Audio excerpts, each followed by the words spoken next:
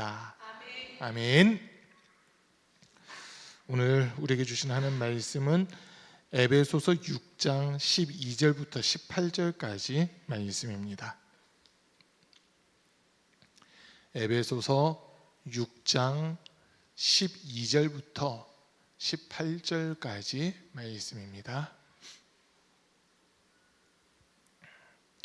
에베소서 6장 12절부터 18절까지 말씀을 제가 한 절 읽고 또 우리 성도님들 한 절 읽고 서로 교독하겠습니다.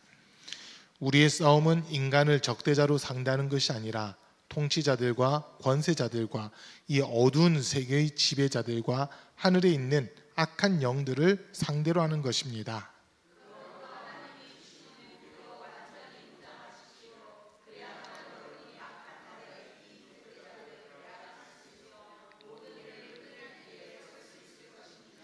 그러므로 여러분은 진리의 허리띠로 허리를 동이고 정의의 가슴막이로 가슴을 가리고 버티어 서십시오. 이 모든 것에 더하여 믿음의 방패를 손에 드십시오. 그것으로써 여러분은 악한 자가 쏘는 모든 불화살을 막아 꺼버릴 수 있을 것입니다.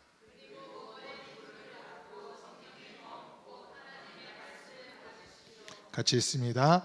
온갖 기도와 간구로 언제나 성령 안에서 기도하십시오. 이것을 위하여 늘 깨어서 끝까지 참으면서 모든 성도를 위하여 간구하십시오. 아멘. 오늘 또 금요 기도에 함께 참석하신 우리 모든 성도님들 삶 속에 주님 주신 신령한 은혜와 은사와 복이 늘 충만할 수 있기를 주님 이름으로 간절히 축복합니다. 우리 주변에 계신 분들에게 주님의 사랑을 사랑합니다, 축복합니다 하고 인사하겠습니다. 주님의 사랑을 사랑합니다, 축복합니다. 주님의 사랑을 사랑합니다, 축복합니다. 오늘 또 우리 혜진 청년 동생 예준이가 오랜만에 또 방학 맞이해가지고 이렇게 함께 예배드리고 있습니다. 다음 주 수련회 같이 가려고 사실 내려왔는데 지금 학교가 월요일날 개학이라고 월요일날 개학이라 합니다. 그래가지고 지금 체험학습 신청서를 내긴 냈는데 이게 늦게 접수가 돼가지고 수련회 같이 못 가게 됐어요. 그래가지고 너무 아쉬운데 수련회 갔어야 되는데 이번에 어쨌든 이렇게 또 오랜만에 이렇게 얼굴 보게 돼서 너무 반갑고요. 이번 주간 이제 우리가 좀 무거운 말씀들 들었어요. 이해하기 쉽지는 않았을 것 같기도 합니다. 영적인 부분들을 얘기하다 보면 그게 경험되신 분들은 맞아 하고 이해가 되는데 영적인 부분들이 잘 경험이 안 되어지고 이런 분들은 완전 딴 세상 이야기하는 것처럼 아마 그렇게 들렸을 수도 있습니다. 우리가 주일날 왜 영적으로 살아야 합니까? 라는 주제로 말씀드렸는데 영적으로 살아야 되는 이유는 일단 하나님께서 처음 창조하셨을 때 선한 모습으로 창조하셨지만 악한 사단 마귀 더러운 귀신들이 우리를 하나님 사랑에 들어가지 못하도록 계속 방해하는 이런 모습들이 있습니다. 그럴 대신 이 영적인 존재는 하나님, 천사들, 사람 이렇게 세 부류로 나눠진다고 하는 그 말씀을 드렸었고요. 특별히 천사들 중에서도 보면 가브리엘이라든지 미가엘로 대표되는 이 천사의 무리들은 히브리서 1장 14절 말씀대로 모든 천사는 구원받은 성도들을 돕기 위해서 보내심을 받은 자다라고 하는 이런 말씀을 우리가 기억할 수 있습니다. 자, 그런데 이제 천사의 무리들 가운데 유다서 1장 6절에 있는 말씀에 보니까 자기 지위를 지키지 않고 자기 처소를 떠난 천사들에 대해서 끝날에 큰 심판 때까지 흑암에 가두셨다라고 하는 이런 표현이 나와 있습니다. 그래서 영적으로 살아간다는 하는 것은 하나님이 기뻐하신 선하고 거룩한 뜻을 이루는 그런 삶을 살아가야 되는데 이것을 방해하는 사단, 마귀, 귀신이라고 하는 영적인 존재가 있다고 하는 이런 이야기들을 우리가 들었습니다. 그러면서 이제 수요일에는 예수님이 거라사 지역으로 가서 그곳에서 귀신 들린 사람에게서 귀신을 쫓는 그 이야기들을 우리가 좀 살펴봤습니다. 옛날이나 지금이나 귀신은 사실 동일하게 역사는 하고 있어요. 동일하게 역사는 하고 있는데 이제 어느 때 귀신의 정체가 드러나느냐라고 했을 때 어느 때 귀신의 정체가 드러나느냐 했을 때 우리가 하나님 말씀이 우리에게 들려지고 그 말씀을 내가 이루겠다고 그 말씀대로 순종하겠다고 하면서 결단할 때 그때 그동안 하나님 말씀을 듣지 못하게 하고 하나님 말씀대로 순종하지 못하게끔 환경을 만들고 상황을 만들었던 더러운 귀신들이 내가 주님 앞에서 결단하는 순간 그 정체가 드러나는 거거든요. 결단한다고 하는 것은 영적 전쟁에서 이미 이겼기 때문에 결단할 수 있는 그런 부분들도 나타나게 됩니다. 그래서 제가 수요일 날은 평택에서 이제 목회하면서 있었던 그런 일들을 또 이렇게 좀 이야기를 했었습니다. 그리고 이제 오늘 우리가 읽은 말씀 본문은 주일날 봤던 그 본문을 이어서 다시 이렇게 보게 되는데요. 12절 본문에 보니까 우리가 누구와 싸워야 되는지를 먼저 알려주고 있습니다.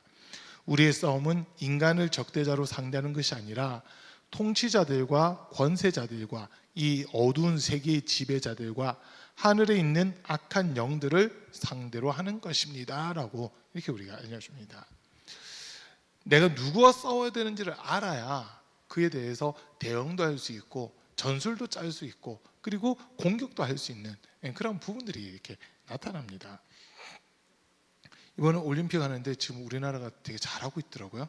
벌써 금메달 13개를 땄어요. 최대 금메달을 땄다고 그러더라고요.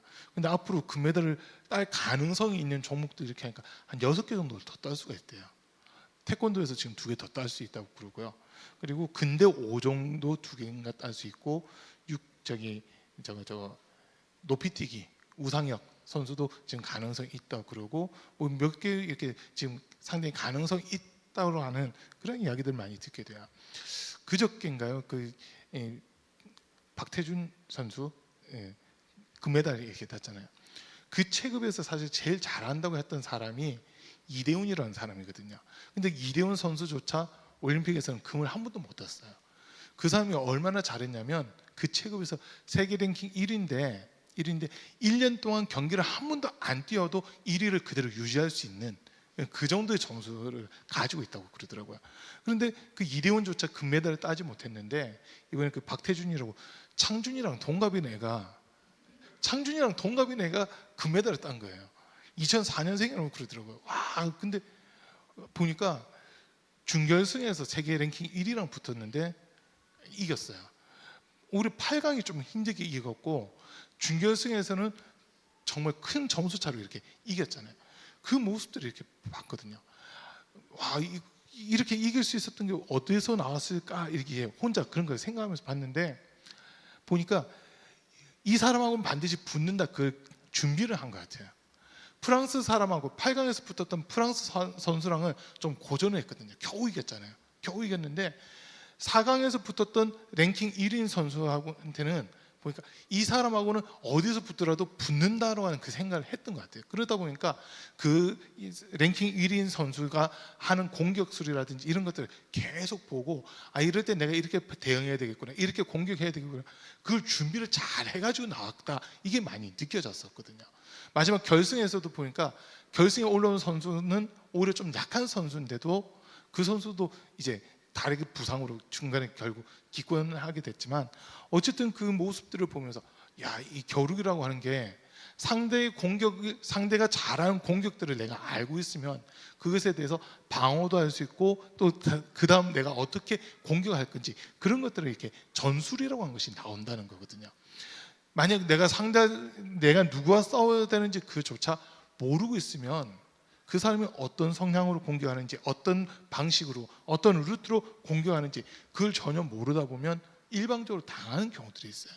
그러나 이렇게 상대에 대해서 조금만 연구를 해봐도 내가 이 사람하고 붙으니까 또는 국가와 국가 사이 이 나라와 내가 붙으니까 이 나라의 전술이 이런 것들이 있고 이 나라의 전력이 이런 부분들이 있으니까 우리가 이렇게 대응하면 되겠구나라고 하는 그 답을 낼 수가 있다는 거거든요.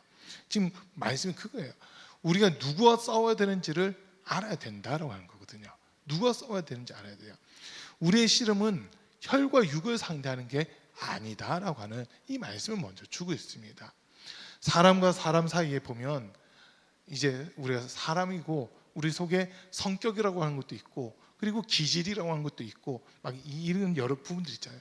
요즘에 이제 제일 많이 따지는 거 MBTI로 가는 거 가지고 이렇게 보면 어떤 사람은 I의 성향을 가지고 있고 어떤 사람은 E의 성향을 가지고 있어요. 또 어떤 사람은 F의 성향을 가지고 있고 어떤 사람은 T의 성향을 가지고 있고 막 이런 것들이 쭉 나오는데 그 성향들을만 절대화할 필요는 없어요. 그건 절대화하는 건 아니지만 이렇게 성격을 이야기하는 분들, MBTI 가지고 성격을 이야기하는 분들 이야기를 쭉 듣다 보면요, 극과 극으로 해서 잘 안 맞는 성격들도 있다라고 그 이야기를 하더라고요. 극과 극으로 해서 잘 안 맞는 성격도 있대요. 제가 중고등학교 다닐 때는 혈액형 가지고 성격을 일반적으로 이렇게 또 정리하는 게 있었잖아요. 우리 김용건 선생님 그러시대요. 트리플 A형이라고. 아주 순수한 A형이랍니다. 트리플 A. 그러다 보니까 그 A형의 성격에 대해서 이렇게 한번 저한테 얘기를 하시더라고요. 그냥 이거는 무시하고 들으셔도 돼요. 제가 보는 성격의 기준이에요. 혈액형을 가지고 이렇게 봤을 때 A형들은요, 그 글자를 보면 그냥 반듯반듯하잖아요. 대나무처럼 그냥 대나무가 따로 하는 그 소리를 듣는 분들이 A형 중에 좀 많은 것 같아요. 올곧고 정직하게 가는 이런 분들. 그다음에 B형인 분들은요, B자 모양을 이렇게 보면 공이 퉁퉁 튀듯이 튀잖아요. 그 튀는 성격 그 자체가 B형인 것 같아요. 그리고 AB형은 반듯하면서도 독특한 생각을 가진 분들이 AB형인 것 같더라고요. 그리고 이제 O형은 두리뭉실하게 살아가는 그런 분들인 것 같아요. 그냥 글자만 놓고 봤을 때 꼭 그렇다는 건 아니니까 이거는 여러분 잊어버리셔도 상관없는데, 근데 이런 것들을 놓고 보더라도 옛날에 보면 맞는 혈액형이 있고 안 맞는 혈액형이 있다 막 그런 얘기들을 하잖아요. 제가 지금까지 혈액형 중에 진짜 안 맞는 사람 딱 한 명 봤거든요. 딱 한 명. 대학원 다닐 때 같은 방 썼던 분이에요. 그리고 같은 교회에 있었던 분이에요. 김오연 목사님이라고. 그분이 AB형이거든요. 저는 O형이에요.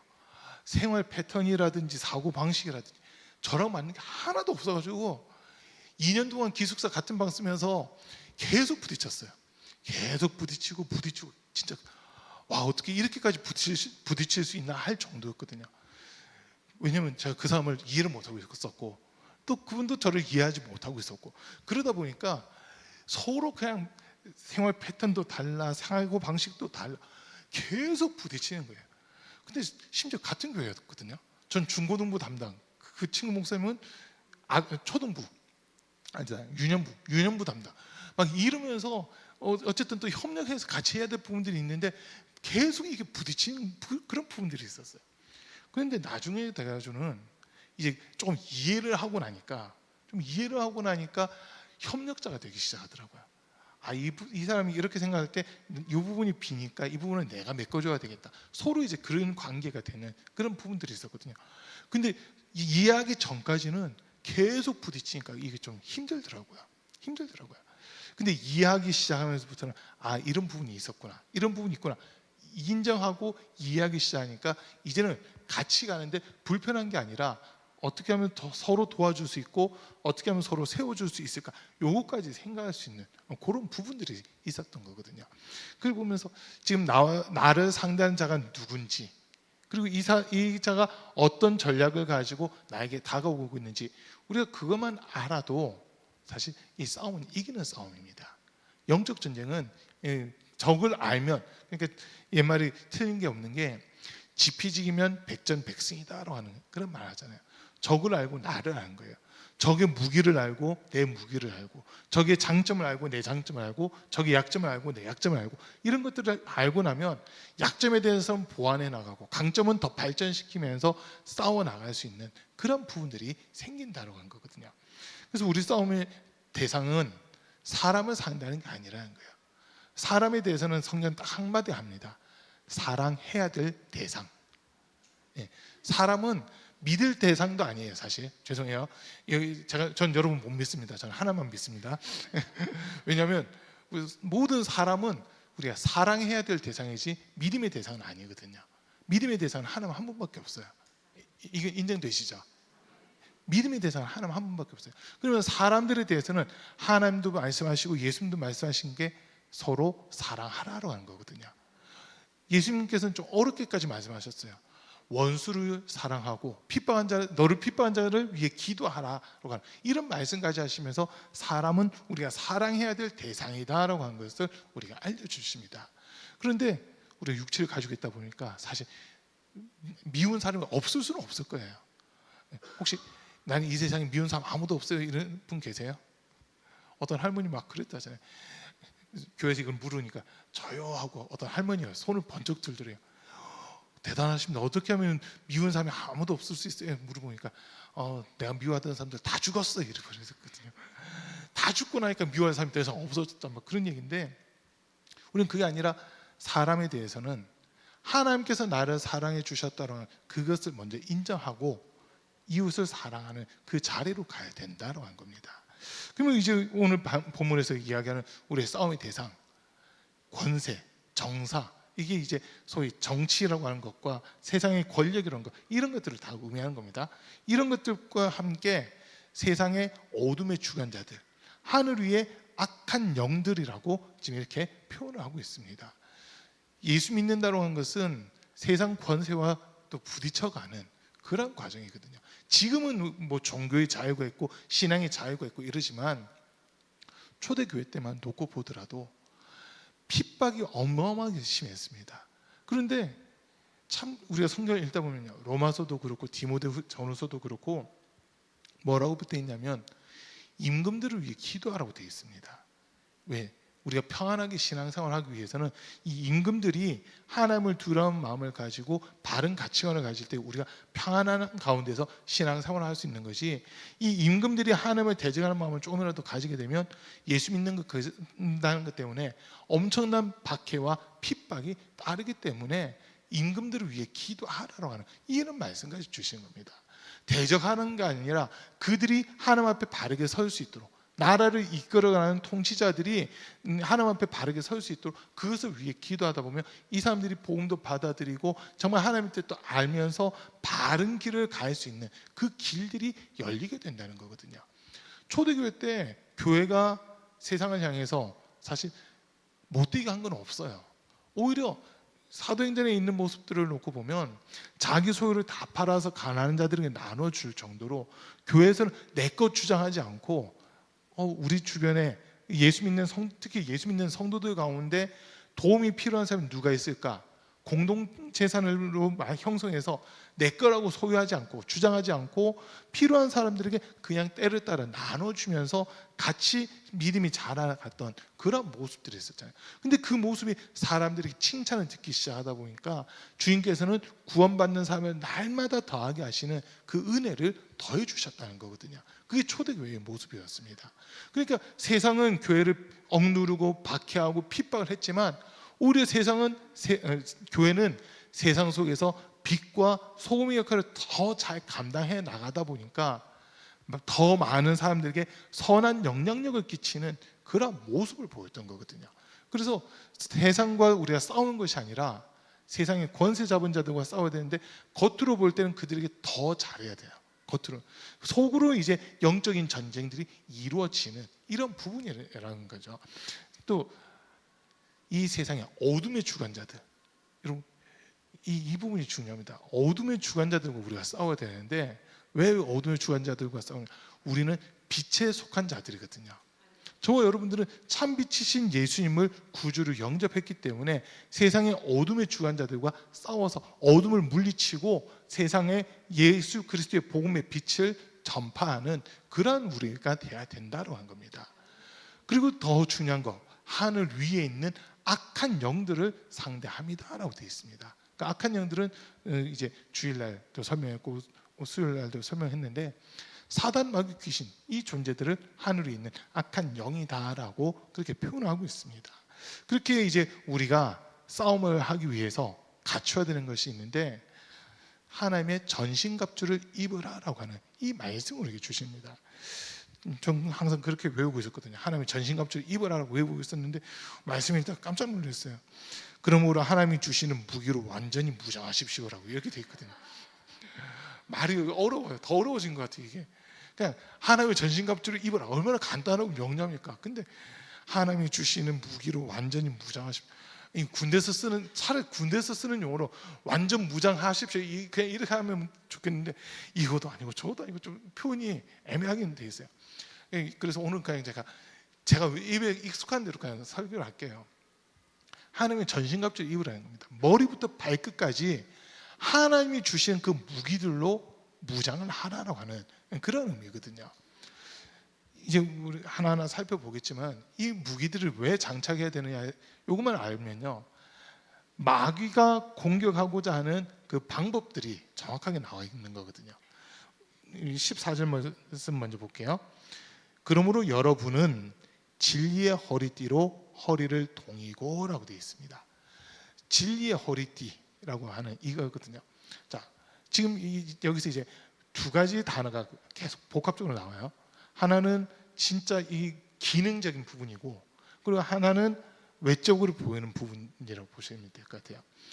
군복을 입을 때 제일 중요하게 이제 완전 군장을 한다든지 이렇게 할 때 제일 중요한 것 중 하나가 뭐냐면 이 탄띠거든요.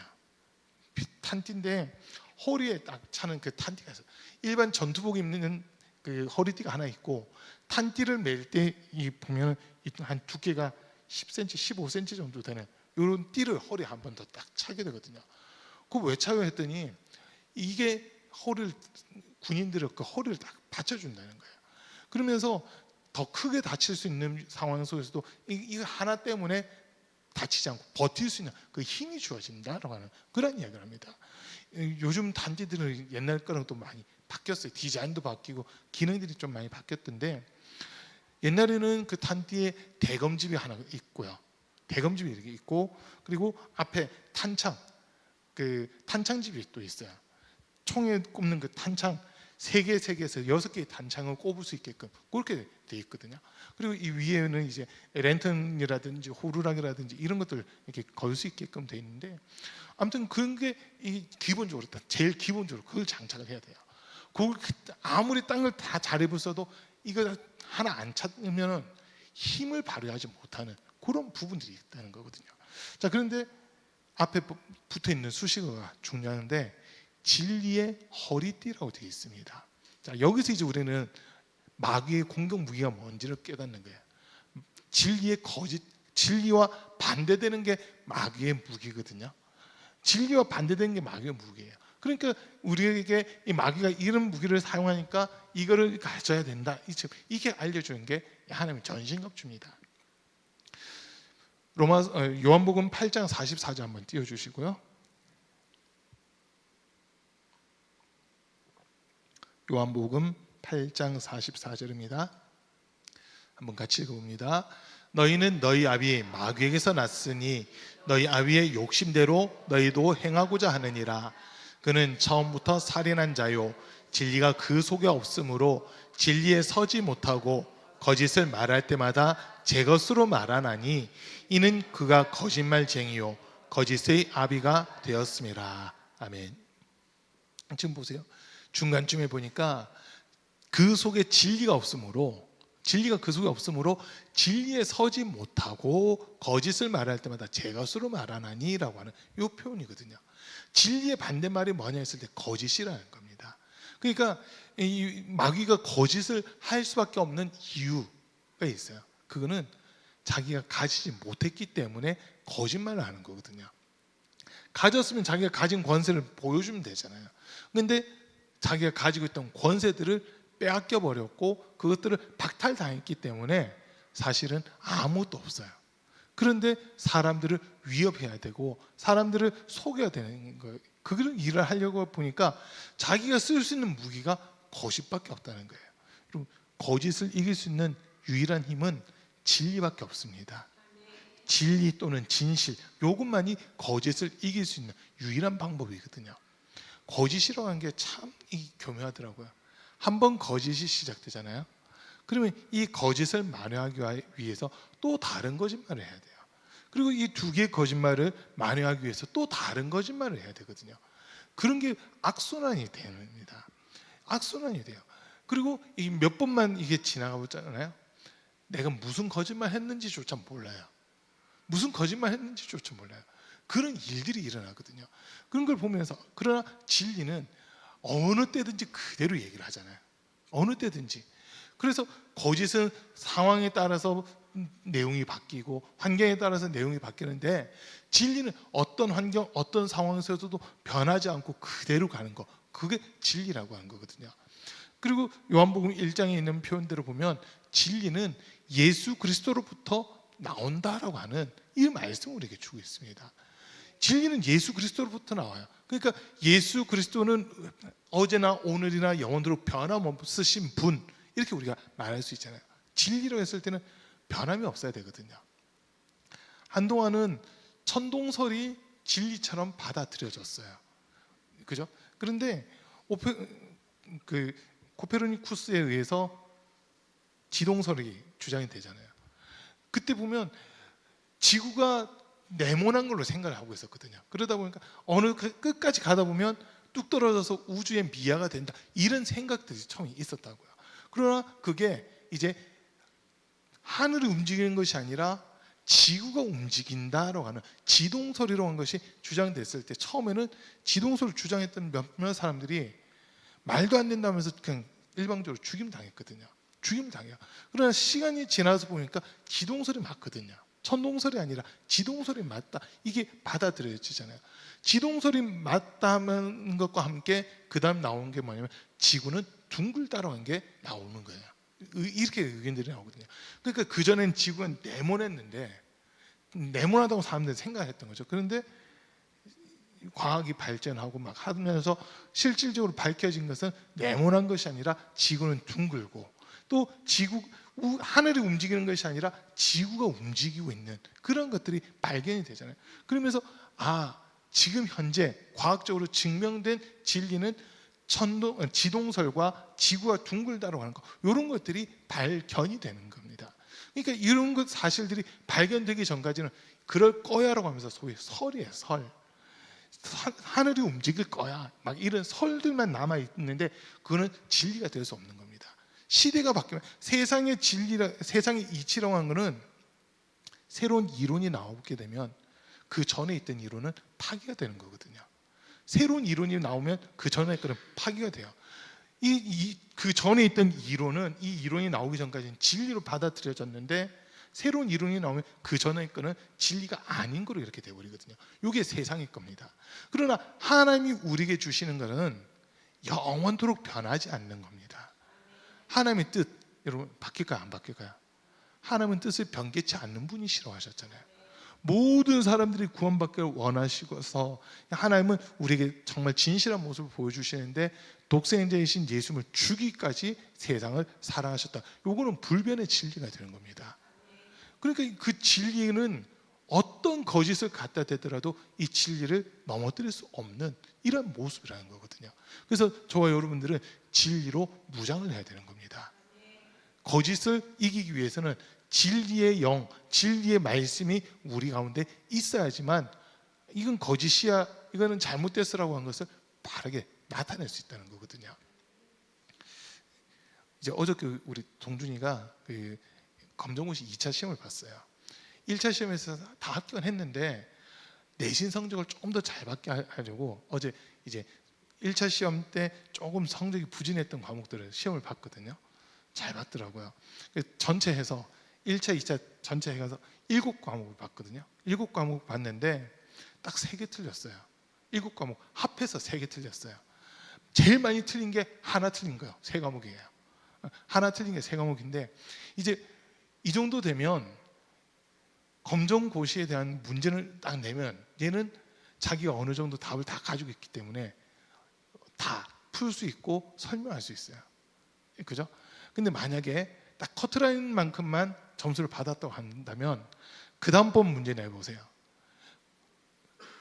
커트라인만큼만 내가 알고 있는데 그 다음번에 문제 나왔을 때 또 역시 커트라인 가까운 점수를 받을 확률이 더 높을 거거든요. 내가 미리 잘 준비를 했다면 모르겠지만, 그게 아니라면 커트라인만 딱 맞춰서 준비를 했다고 하면 딱 봤을 때 이건 내가 알아 하면서 푸는 것보다는 이거 잘 모르겠는데 하는 이런 문제들이 나오게 되는 거예요.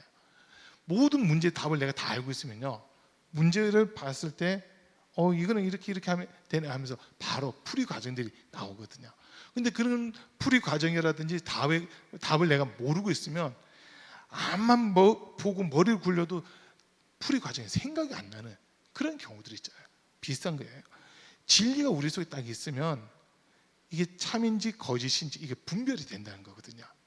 이게 하나님이 기뻐하신 건지 기뻐하지 않는 건지 그런 것들이 분별이 되는 겁니다. 그래서 우리는 하나님 편에만 서 있으면 거짓된 것들이 우리를 넘어뜨릴 수 없다고 하는 거, 요거를 우리는 먼저 기억을 하셔야 되는 겁니다. 자, 그리고 두 번째가 14절 중간에 보면 정의의 가슴막이로 가슴을 가리고 버티어 서십시오. 이것도 말이 참 애매해요. 정의의 가슴막이 일단 그렇게 되어 있어요. 의의 호심경이라고 이렇게 일반적으로 되어 있잖아요. 호심경, 심장을 보호한다라고 하는 거거든요. 우리 신체에서 제일 중요한 게 두 군데가 있어요.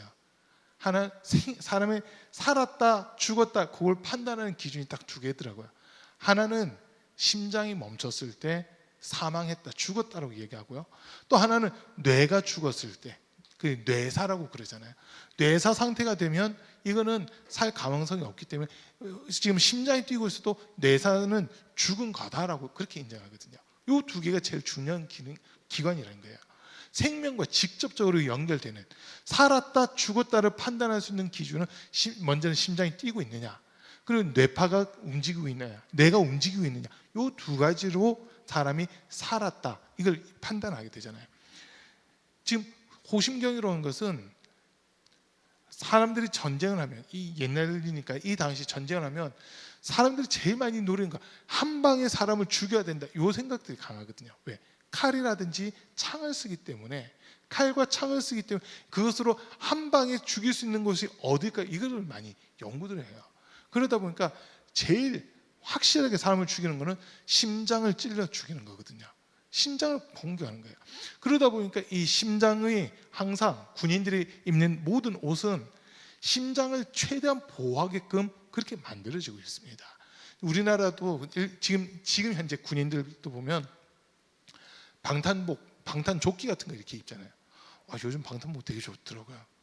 저희 때는 엄청 무거웠거든요. 엄청 무거웠어요. 그리고 안에 뭐 철판 같은 걸 넣은 것 같기도 하고 진짜 엄청 무거웠거든요. 근데 요즘 거는 되게 가볍고 그 위에 그냥 재킷 같은 거 다 하나 입으면 안에 방탄조끼를 입었는지 안 입었는지 잘 표시도 안 날 만큼 얇기도 하고 가볍기도 해요. 그런데 성능은 더 좋다는 거예요. 그런 방탄복들이 요즘 나오고 있더라고요. 전쟁을 한다 할 때 철모랑 방탄복 없으면 이건 전쟁에 나갈 수가 없어요. 방탄복이 뭐 안에 솜 같은 것도 막 꾸깃꾸깃 하게 해놓고 해서 총알이 더 들어오지 못하도록 막는 그런 역할들을 하는 거거든요. 신체의 다른 부위를 총 맞았다 하더라도 그거는 금방 수술을 하든지 치료를 하면 뭐 좀 불편할 수는 있겠지만 어쨌든 치료는 돼요. 그런데 심장은 한번 관통되면 이건 치료가 안 되는 거잖아요. 그렇기 때문에 지금 이 가슴막이, 지금 우리 성경은 가슴막이, 호심경이라고 하는 것을 통해서 내 심장을 보호하는 그 모습들이 있어야 된다는 건데, 근데 그게 뭐냐, 여기 보니까 정의라고 그렇게 되어 있습니다. 의의 호심경, 의라고 하는 것으로 우리를 무장해야 된다라고 하는 그 이야기를 하고 있는 겁니다. 그럼 마귀의 공격 무기는 의의 반대가 되는 것을 가지고 우리를 공격한다는 거거든요. 이제 그게 뭘까 했을 때 일반적으로는 의의 반대는 말은 불이에요. 불의. 그런데 단순히 그건 아닌 것 같고, 의, 불의 이렇게만 하는 게 아니라 이걸 조금 더 생각해서 보니까 선과 악의 개념으로도 볼 수 있더라고요. 의롭다라고 하는 이 말과 선하다는 말이 거의 같은 거거든요. 그러면 불의하다는 말과 악하다고 하는 말이 거의 같은 거라는 거예요. 로마서에 있는 말씀을 보면 의인은 없나니 한 사람도 없다라고 하는 이 표현이 나오잖아요. 로마서 3장에서, 로마서 3장 23절에서 로마서 3장 10절인가요?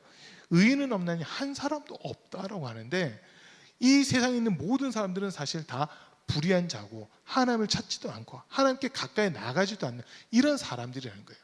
그래서 마귀가 우리를 공격할 때 하나님이 우리를 의롭다 하시는 방법이 있잖아요. 그게 뭐냐면 우리가 예수 그리스도를 인정하는 믿음이 있을 때 하나님은 우리를 의롭다고 하시는 거거든요. 그럼 여기서 이제 힌트를 얻는 거예요. 마귀가 공격하는 것은 하나님께서 우리를 의롭다 하지 못하도록 죄악 가운데 거하게끔 만드는 이 모습이라는 겁니다.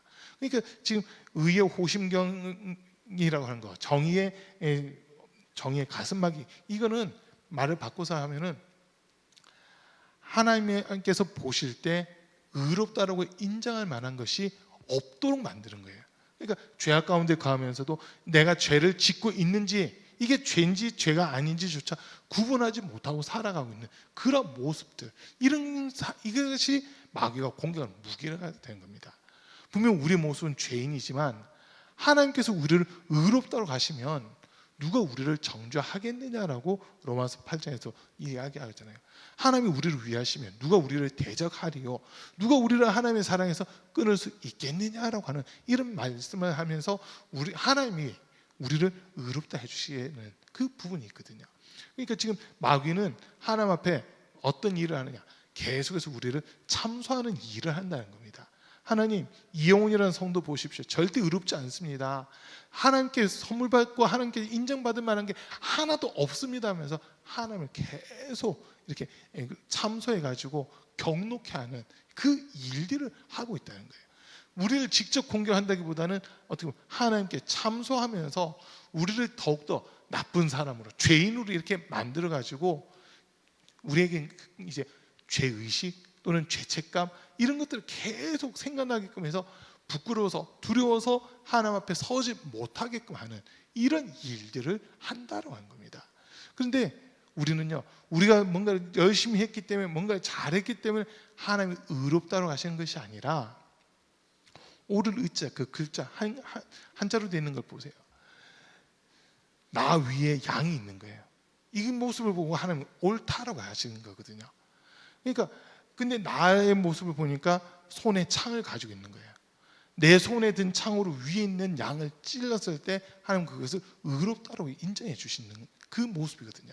그러니까 우리 스스로가 내 생명을 지킬 수 있는 것이 아니라 예수님의 그 피가 나를 덮을 때 내 생명을 지킬 수 있다라고 하는 이 결론이 나오게 되는 겁니다.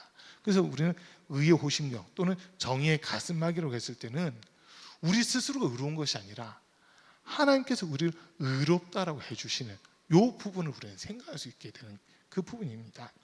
자, 그리고 15절에서는 보니까 발에는 평화의 복음을 전할 차비를 하십시오. 이것도 말이 어려워요. 평안의 복음으로 예비한 것으로 신을 신고, 개정판 그렇게 되어 있습니다. 평안의 복음으로 예비한 것으로 신을 신고, 그러니까 평화의 신을 신으라, 어떻게 보면 이건데, 그 평화가 뭘까 했을 때 평화라고 하는 단어를 이렇게 찾아보면 헬라어에서는 에이레네라고 하는 단어를 쓰고 있고요, 히브리어에서는 샬롬이라고 하는 단어를 쓰고 있습니다. 그런데 그 샬롬 했을 때 에이레네가 됐든 샬롬이 됐든 그 의미들을 좀 이렇게 해서 보면 우리말로 번역하는 과정에서 어떤 때는 평화라고 쓰고요, 어떤 때는 평안이라고 쓰고, 또 어떤 때는 평강이라고 쓰고 있거든요. 그 세 단어가 전부 다 영어로는 peace예요. P-A-C-E 해서 평화 이렇게 돼 있는데, 우리말로 번역하면서는 어떤 때는 평화, 어떤 때는 평안, 어떤 때는 평강이라고 그렇게 또 돼 있습니다. 근데 어떤 분이 그걸 또 나눴던 동료를 한번 본 적이 있었거든요. 평화, 일반적으로 얘기하는 평화라고 했을 때는 국가와 국가 사이에 전쟁이 없는 상태, 이걸 평화라고 이야기합니다. 평안이라고 했을 때는 개인적인 차원에서 염려, 근심, 걱정 없이, 그리고 몸에 질병 같은 게 없는 그러한 상태, 이걸 평안이라고 얘기합니다. 개인적인 차원이에요. 그러면 평강은 뭐냐? 평화는 좀 국가적인 차원, 평안은 개인적인 차원. 그러면 평강은 뭐냐 했을 때 하나님이 처음 창조하셨던 선하고 아름다운 원래의 모습으로 돌아가는 거, 그걸 평강이라고 그렇게 이야기를 합니다. 그러니까 지금 평화의 복음의 신이라고 했을 때 이 평화는 누구와 평화할 거냐로 하는 이 질문이 주어지거든요. 죄를 짓고 난 사람 아담과 하와의 모습을 보면 이제 관계들이 끊어지기 시작합니다. 관계들이 끊어지기 시작해요. 창세기 3장에 있는 표현들을 놓고 보면 아담과 하와가 선과 악을 알게 하는 나무 열매를 따먹었을 때 이제 하나님께서 동산을 거니시면서 아담을 부르시잖아요. 아담아 아담아 내가 어디 있느냐라고 하면서 하나님이 아담을 부르시거든요. 그때 아담이 하는 말이 내가 벗었기에 부끄러워 숨었나이다 라고 그렇게 대답해요. 그랬더니 하나님이 바로 하신 말씀이 너는 내가 따먹지 말라고 한 선과 악을 알게 하는 나무 열매를 따먹었느냐라고 이렇게 다시 물어보십니다. 그때 아담의 대답, 하나님께서 저에게 짝지어 주신 여자가 먹으라고 했기 때문에 먹었습니다 라고 하는 이 대답을 하거든요. 그리고 또 하나님이 여자에게 물어보시죠. 너는 어찌 그 열매를 먹었느냐? 뱀이 먹으라고 해서 먹었습니다. 그러면서 이제 뱀에게는 바로 저주를 하시거든요. 이 장면들을 이렇게 놓고 볼 때 이제 관계들이 깨진 모습들이 보이는 거예요. 먼저는 하나님 앞에 서는 것이 두려워서 숨었잖아요. 벗었기에 부끄러워 숨었는데 누구 앞에서 부끄러웠느냐? 하나님 앞에서 부끄러웠다는 거거든요. 하나님 앞에서. 그러다 보니까 죄가 가지고 온 첫 번째 분리, 단절은 하나님과 사람 사이가 분리되는 겁니다. 하나님과 사람 사이가 분리되고 단절이 돼요. 자, 두 번째는 아담과 하와의 그 이야기, 하나님이 저에게 짝지어 주신 여자가 먹으러 했습니다. 이 말 자체가 남자와 여자가 분리가 된 거예요. 사람과 사람 사이에 단절이 찾아오는 그런 모습이라는 겁니다. 자, 그리고 이제 하나님께서 아담에게 하신 말씀 중에 너가 선과 악을 알게 하는 나무 열매를 따먹었은 즉 땅이 저주를 받아 가시덤불과 엉겅퀴를 낼 것이다. 너는 이마에서 땀을 흘리며 땅을 경작해야 땅이 소출을 낼 것인데 이것이 너의 양식이 될 것이다. 이 말씀하시잖아요. 여기서 보면 죄로 말미암아 땅이 저주를 받는다는 거예요. 사람과 하나님이 지으신 창조물들, 피조물들이 단절이 이루어지는 지금 이런 부분이라는 거예요. 자, 그리고 아까 이제 아담이 벗었기에 부끄러워 숨었나이더라 이 말 속에서 자기 자신과의 단절이 찾아온 거예요. 이 관계들이 깨져버리는 이 모습이 됐거든요. 그런데 하나님께서는 이 깨진 관계들을 다시 하나로 연결시켜 주시는 그 작업을 하시는데 그게 바로 예수 그리스도를 통해서 하나님과 우리 사이의 관계가 회복되고요. 예수 그리스도를 통해서 깨졌던 이웃과의 관계가 회복이 되고 또 예수 그리스도를 통해서 자연과 우리와의 관계가 또 회복이 되고 예수 그리스도를 통해서 나 스스로의 분열됐던 모습들이 회복이 되는 이런 은혜가 있다고 하는 겁니다. 그래서 평화라고 하는 것은 결국 서로 다투거나 싸우거나 해서 분리된 것을 다시 하나가 되게 한다는 그런 의미가 있거든요. 하나 되게 한다는 거예요. 이 에베소서에 있는 말씀에서도 쭉 보면 성령께서 하나 되게 하신 것을 힘써 지키라라고 하는 이 말씀이 있잖아요. 성령께서 하시는 일 하나 되게 한다는 거예요. 교회가 하나 되게 하는 거. 요즘 그래서 보면 교회들마다 연합 단체들이 많이 만들어지고 있잖아요. 근데 그게 좀 도를 넘어가지고 연합을 하려고 하다 보니까 그게 좀 문제가 되고 있거든요. 뭐 WCC 같은 경우는 타 종교와도 하나 돼야 된다 막 이래 버리니까 이게 문제예요. 그게 종교다원주의로 가는 거거든요. 예수 그리스도를 통해서만 구원이 이루어진다 이래야 되는데 이슬람교의 알라를 통해서도 구원이 이루어지고 불교의 석가를 통해서도 구원이 이루어지고 다 모든 종교의 구원이 다 있다 이렇게 가다 보니까 지금 문제가 심각해지고 있습니다. 그래서 WCC 같은 경우는 지금 뭐 우리 기독교 단감례도 거기 소속은 돼 있지만 이렇게 봤을 때 이게 지금 기독교 대한감리회와 대한예수교 장로회, 기독교 한국 침례회 뭐 이런 식으로 정식 교단들이 돼 있는 기독교 말 그대로 기독교의 교회들끼리는 교파를 떠나서 연합은 할 수 있어요. 하나 될 수 있어요. 그래서 부활절도 같이 지키고 막 지역 연합으로 모이기도 하고 이런 건 가능한데 그게 아니라 타 종교와도 대화를 해야 된다. 타 종교와도 같이 가야 된다. 막 이런 걸 주장하니까 그게 문제가 되는 거거든요. 그리고 또 지금 뭐 우리나라에 한교연이라고 하는데 또 한교총이라고 하는데 한기총이라고 하는데 지금 기독교 연합 단체들이 엄청나게 많이 생겼어요. 거기는 이제 좀 정치적인 부분들도 포함되어 있더라고요.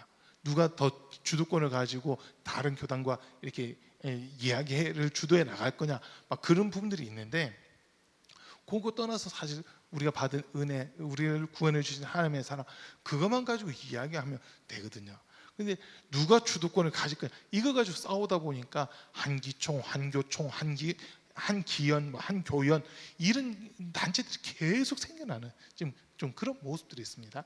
자, 어쨌든 하나님께서 원하시는 것은 예수 그리스도 안에서 우리가 하나가 되는 거, 이걸 원하신다는 거거든요.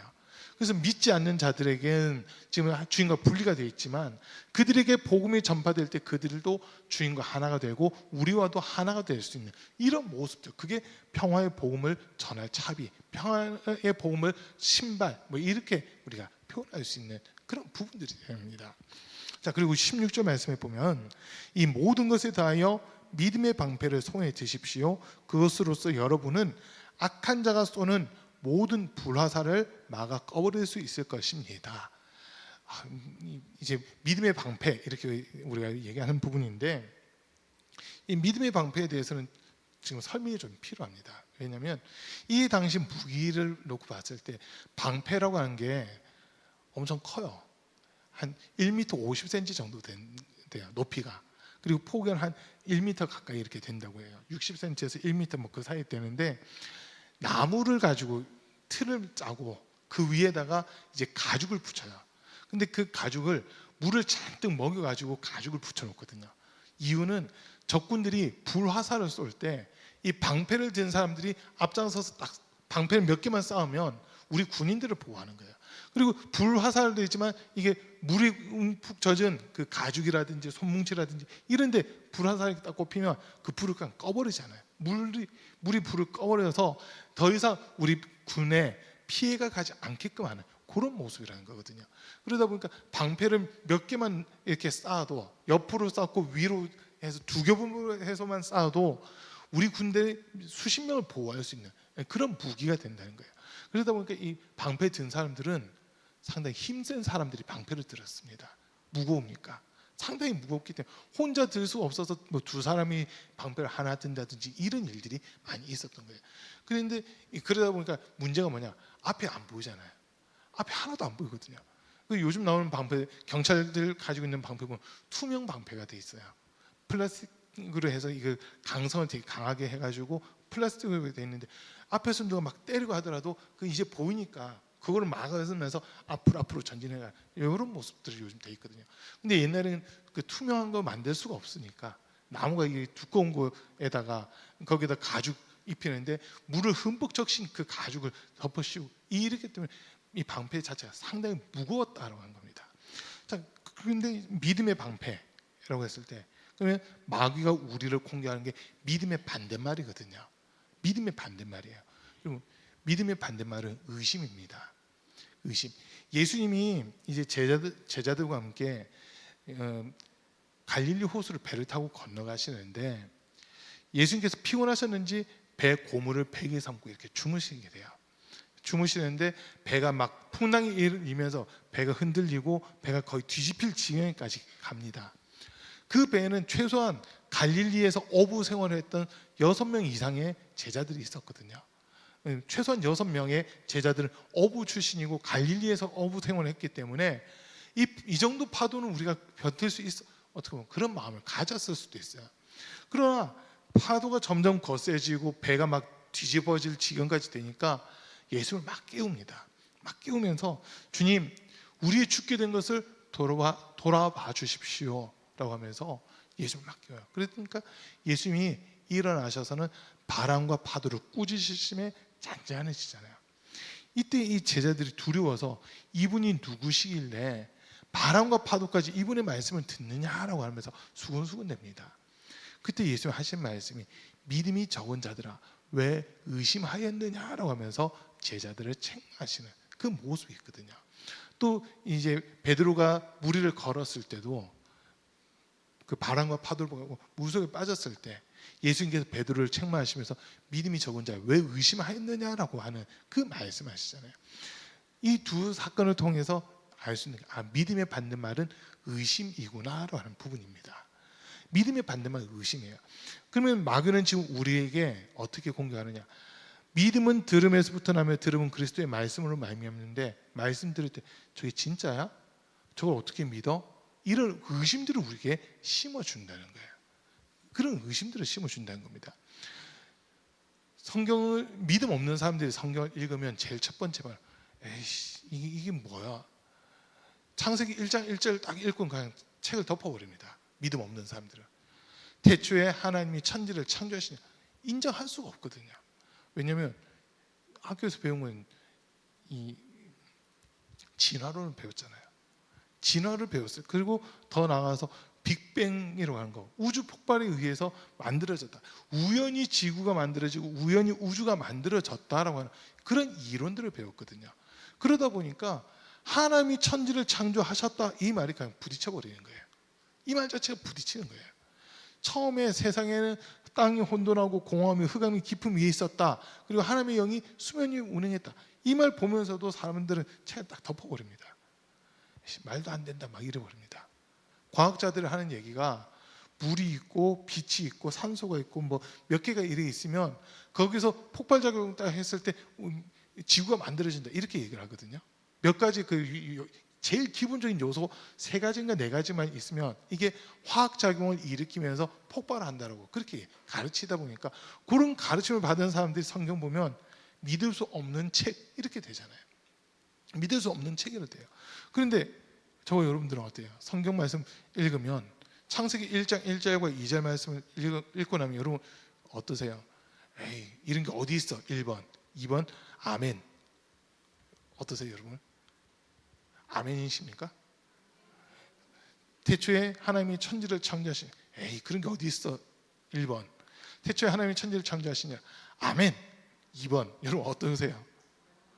믿음 있는 사람들은 그냥 아멘 나온다니까요. 그냥 믿어져요. 그냥 인정돼요. 그런데 이거를 갖다가 조금만 의심을 줘보세요. 이게 왜? 이제 왜라고 하는 질문들이 따라붙기 시작하거든요. 이게 내가 바르게 가기 위해서 왜라고 하는 질문을 하면 괜찮은데 의심하기 위해서 왜? 왜 하나님이 천지를 창조하셔? 그냥 생기면 안 돼? 이제 이런 의심들을 갖기 시작하면서 점점 말씀에서 멀어져 버리는 이런 일들이 일어난다는 겁니다. 그래서 마귀는 온갖 의심을 우리가 불러넣어요. 온갖 의심을. 이 의심이라고 하는 게 참 사람도 억울하게 만드는 게 의심이잖아요. 사람을 억울하게 만드는 것도 의심이거든요. 그러다 보니까 이 뭐 질병 중에 지금 질병으로 이렇게 분류돼 있잖아요. 의처증, 의부증, 자기 남편, 자기 부인을 믿지 못하는 그 병들도 이렇게 생겨나요. 믿어버리면 되는데 믿지 못하니까 집에다 CCTV 더 설치하고 막 차에다가 위치 추적기 막 달아놓고 그리고 핸드폰 내역 막 다 뽑아보고 이런 사람들이 있잖아요. 그 사람들이 병에 걸린 거거든요. 의심이라고 하는 게 결국 병으로 이렇게 가더라는 거, 그걸 우리가 볼 수 있습니다. 그래서 지금 믿음의 방패라고 했을 때 우리 믿음만 분명해지면요, 적군이 뭐라 공격하더라도 버틸 힘이 있게 되는 겁니다. 근데 믿음이 약해지거나 믿음이 없으면 버틸 힘 자체가 없는 그런 모습이다라는 겁니다. 자, 그리고 17절에서는 구원의 투구를 받고 성령의 검 곧 하나님의 말씀을 받으십시오라고 하면서 두 가지 무게가 또 소개되는데요. 구원의 투구, 이제 투구는 머리에 쓰는 거잖아요. 생각을 구원받아야 되는 겁니다. 우리 생각이 거룩해져야 되는 거거든요. 구원의 반대말은 멸망이에요. 구원의 반대말은 심판입니다. 그러니까 마귀가 우리에게 하고자 하는 것은 우리를 심판하고 멸망하는 그 일을 하고자 한다는 거거든요. 요한복음 10장 10절 한번 띄워주시고요.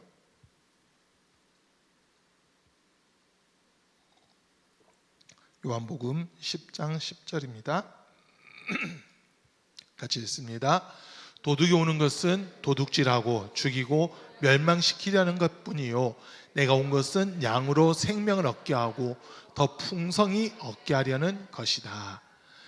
우리 하나님은 우리에게 생명을 주고 싶어 하시는데 이 마귀는 우리의 생명을 빼앗아 가려고 한다는 겁니다. 그래서 우리는 구원의 투구를 써서 우리 생각, 딴 거보다 생각 빼앗기면 안 되거든요. 마음과 생각을 빼앗기면 안 돼요. 그래서 잠언에서는 우리에게 이렇게 일러줍니다. 모든 지킬 만한 것들 중에 더욱 내 마음을 지키라. 생명의 근원이 이에서부터 남이니라 라고 그렇게 우리에게 알려주는 겁니다. 내 마음을 지킨다고 하는 거 그게 참 쉽지 않잖아요. 막 옛날 그런 노래도 있대요. 여자의 마음은 갈대와 같다고. 근데 여자의 마음은 갈대와 같은 게 아니라 예수 믿는 성도들 마음도 진짜 은혜 받기 전에는 모습은 갈대와 같습니다. 베드로 이름이 그전엔 시몬이었잖아요. 시몬이라는 이름 뜻이 갈대거든요. 갈대. 그런데 예수님을 향해서 주는 그리스도시요 살아계신 하나님의 아들이십니다라고 고백했을 때 예수님이 이름을 바꿔주시는 거예요. 너 이름은 이제 시몬이 아니라 베드로다. 이 반석 위에 내 교회를 세우리니 음부의 권세가 이기지 못할 것이다 라고 이 말씀하세요. 시몬으로 있었을 땐 갈대, 바람이 부는 대로 이렇게 흔들려요. 절대 꺾이지는 않아요. 갈대는 절대 꺾이지는 않아요. 큰 나무가 꺾이지 갈대는 절대 꺾이지 않습니다. 왜? 바람 부는 대로 자기가 이렇게 움직이니까. 이걸 이제 우리 신앙생활에 적용시킨다면 갈대 같은 모습, 이게 뭐냐면 세상과 타협하고 살아가는 거예요. 세상이 요구하는 대로 다 따라가는 그 모습이에요. 여러분, 세상이 요구하는 대로 따라가 보세요. 어려움 없습니다. 세상이 요구하는 대로만 가면요 되게 편하게 갈 수 있어요. 그런데 신앙생활은 그게 아니거든요. 사람들이 찾지 않는다 했잖아요. 좁은 길로 가라. 많은 사람들이 넓은 길, 큰 길로 간다. 그 길 끝에 편안해 보이지만 그 길 끝에는 사망이고, 좁은 길 끝은 길이 좁고 협자가 찾는 이가 적지만 이 길 끝에 생명이 있다라고 하는 그 말씀하시거든요. 그 좁은 길은 예수님 걸어가신 길을 따라가는 거예요. 그러면 세상 사람들은 막 욕합니다. 어리석게 왜 그 길로 가냐? 편한 데 있는데, 이렇게 쉽게 갈 수 있는데 왜 꼭 그렇게 어렵게 가냐? 왜 그렇게 힘든 대로만 가냐라고 하면서 세상은 우리를 비난할 수도 있어요. 그런데 우리가 이 구원의 투구, 예수 그리스도를 통해서만 구원받을 수 있고 예수 그리스도를 통해서만 영생 얻을 수 있다는 것만 우리가 명확하게 가지고 있다면 우리 믿음은 흔들리지 않을 수 있습니다. 그래서 우리가 구원의 투구가 정말 필요한 거예요. 구원받지 못하면 안 된다는 거거든요. 베드로전서 1장 8절인가에 보면 믿음의 결국 영혼의 구원이 나듭니다라고 그렇게 소개하고 있습니다. 우리가 믿음을 끝까지 지켜야 되는 것은 우리 영혼이 구원받기 위해서라는 거거든요. 저와 여러분들이 교회 다니는 이유는 우리 영혼이 구원받기 위함이에요. 그래서 반드시 우리는 구원받아야만 됩니다. 자, 그리고 마지막에 성령의 검, 곧 하나님의 말씀이다라고 이렇게 되어 있습니다. 유일한 공격 무기예요. 유일한 공격 무기가 검입니다. 이번 올림픽 보니까 재밌더라고요. 메달 딴 것들을 쭉 봤거든요. 태권도가 금메달 따기 전까지, 또 배드민턴이 금메달 따기 전까지 우리나라가 금메달 딴 거를 딱 봤어요. 총 쏘고 활 쏘고 칼 쓰는 거는 다 금이더라고요. 양궁 금메달 5개, 사격 금메달 3개, 펜싱 금메달 2개 막 이랬거든요. 그거 보면서 와, 우리나라 전투민족이구나. 전쟁할 수 있는 요거만 다 막 엄청나게 금을 땄더라고요. 그러다가 이제 배드민턴에서 금메달 땄고, 그리고 태권도에서 이제 막 금메달 따기 시작하고, 이런 모습도 보면서 야, 이번에 48년 만인가 제일 적은 숫자가 올림픽에 참가를 했대요. 이번에 올림픽 선수단이 144명밖에 안 된대요. 그 이유가 단체 경기 우리 다 떨어졌잖아요. 축구 떨어졌죠, 배구 떨어졌죠, 막 농구도 떨어진 것 같은데, 아무튼 단체 경기 다 떨어졌거든요. 그러다 보니까 선수단이 확 축소가 되어버렸대요. 그런데 지금 아무튼 엄청 잘하고 있거든요. 우리나라가 이 공격 성향이 강한가 봐요. 총 쏘고 화살 쏘고 그리고 칼 쓰는 거, 이런 거 엄청나게 잘하거든요.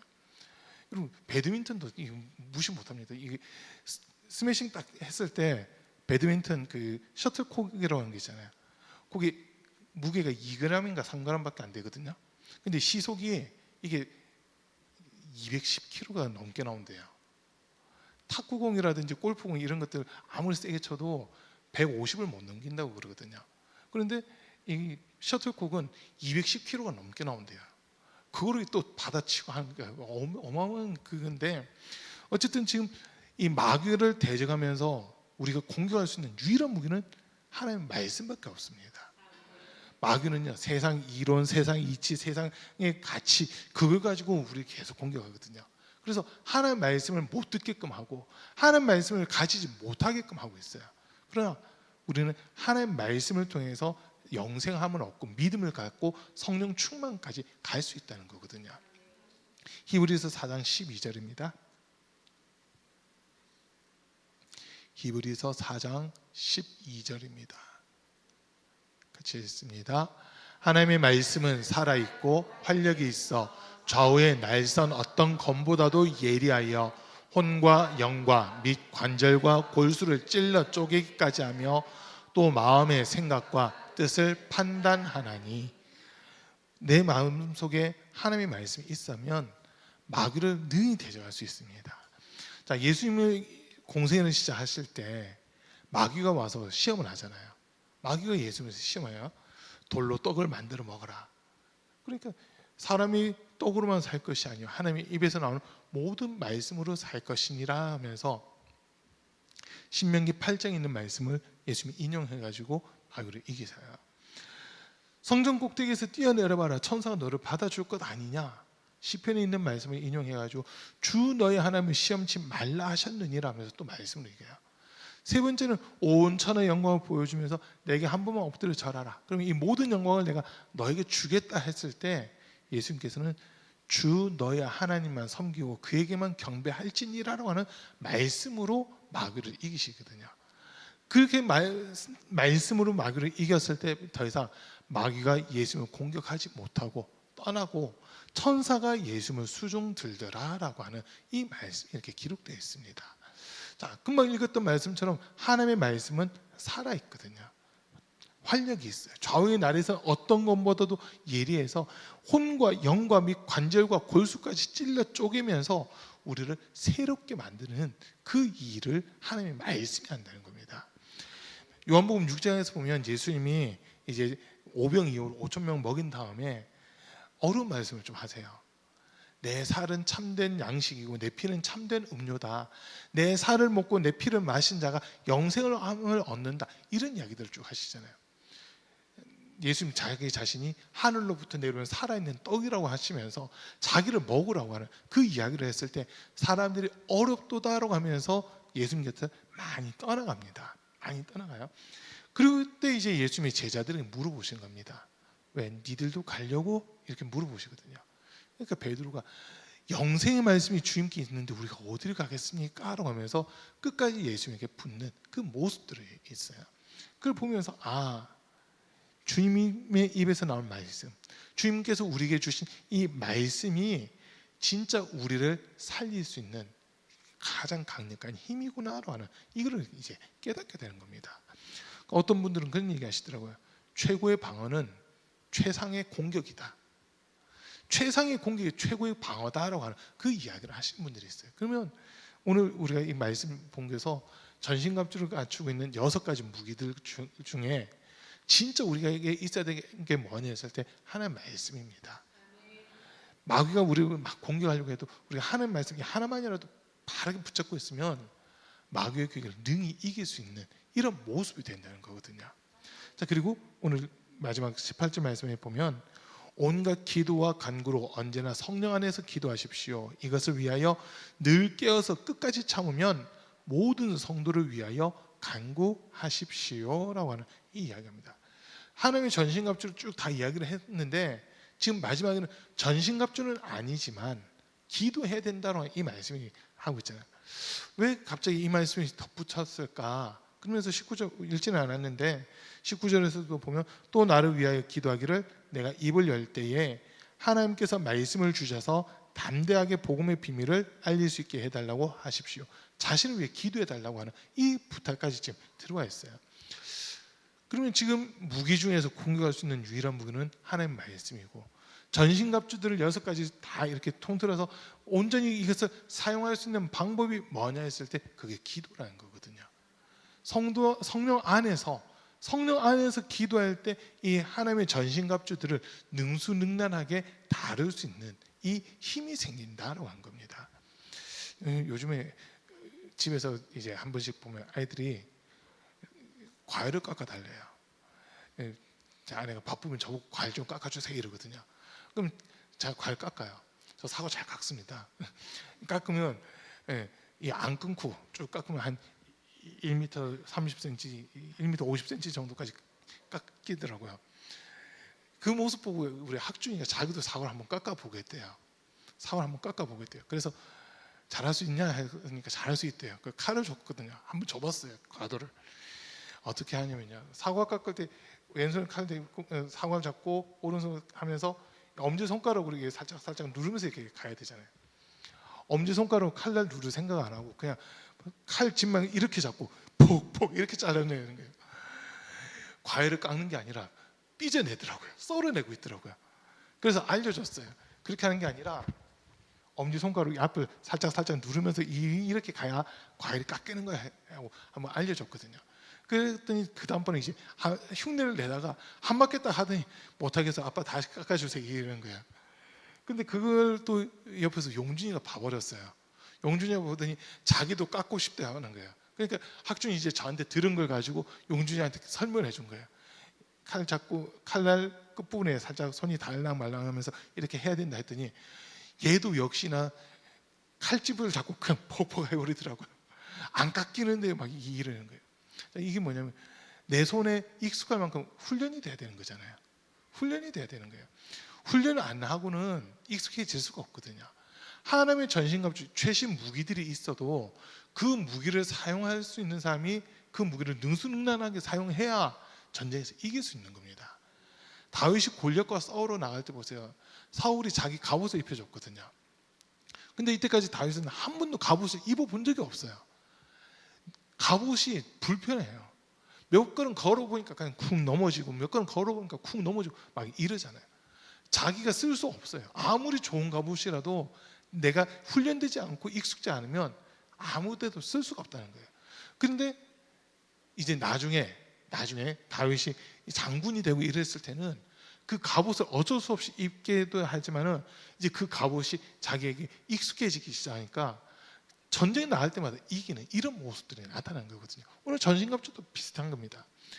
이 하나님의 전신갑주 오늘날 무기들로 한다면 아마 핵폭탄급 무기가 되지 않을까.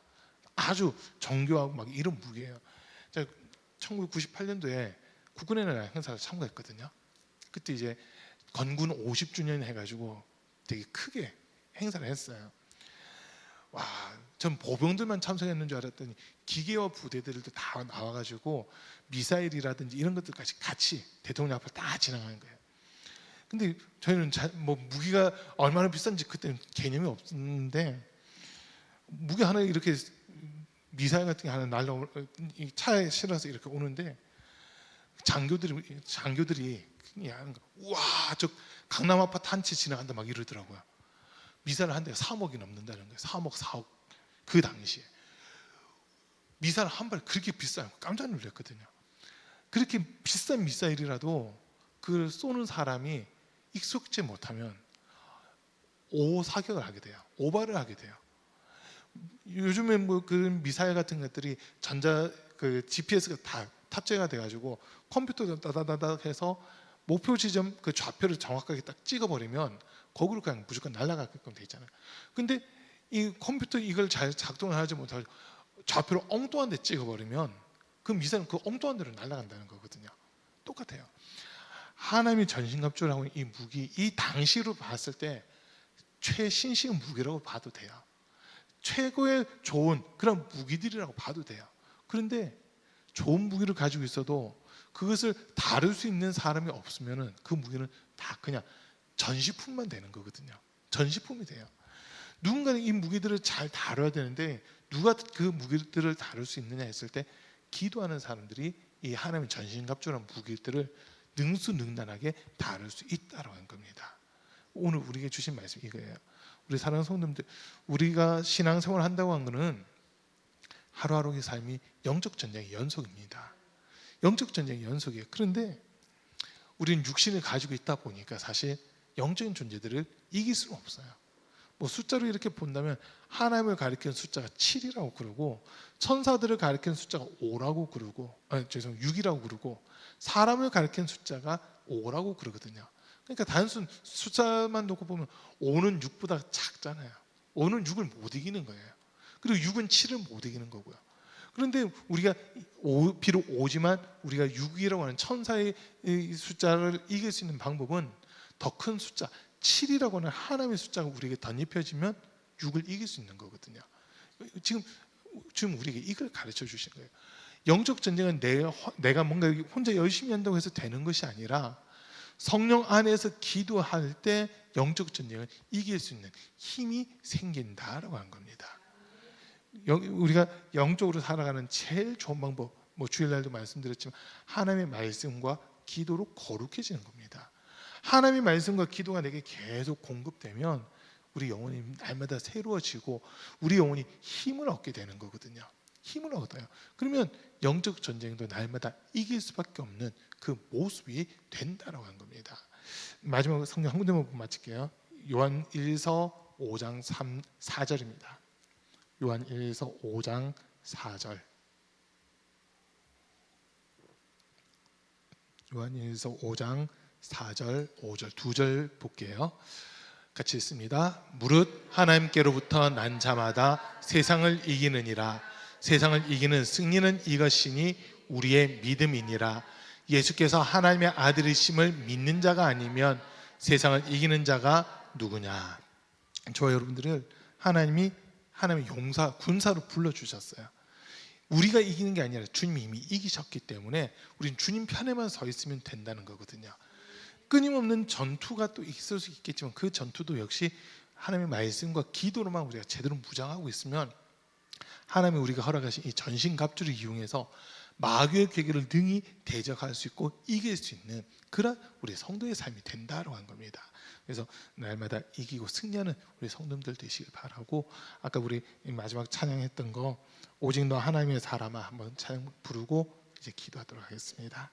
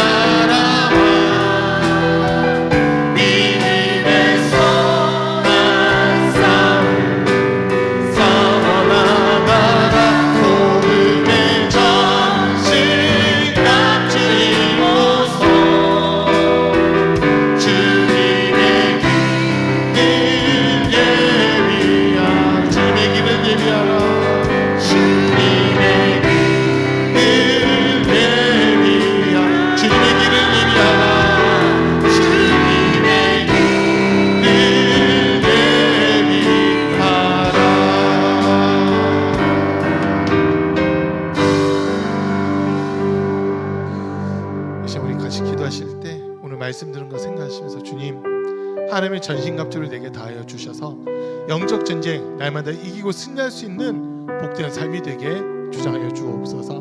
마귀는 지금도 우는 사자같이 삼킬자를 찾고 있다고 했는데 내가 그 표적되지 않게 하시고 표적됐다 하더라도 주님이 나를 지켜주셔서 이기게 하시고 승리케 하시는 은혜를 더해 주십시오.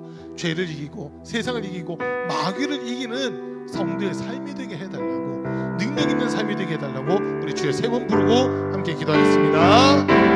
주여